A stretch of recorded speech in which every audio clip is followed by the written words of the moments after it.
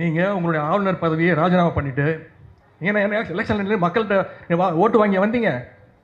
ஆளுநர் பொறுப்பை ராஜினாமா செய்யுங்க. தமிழ்நாட்டில் ஏதோ ஒரு தொகுதி நீங்களே முடிவு பண்ணுங்க.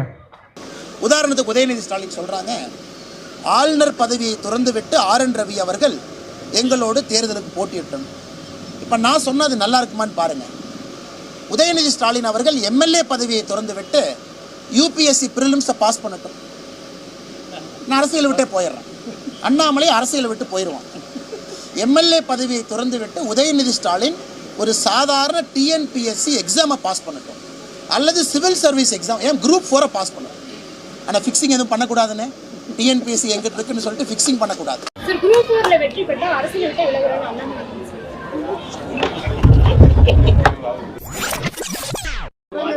குரூப் 4ல வெற்றி பெற்ற அரசியல் விட்டு விலகுறேன்னு அண்ணாமலை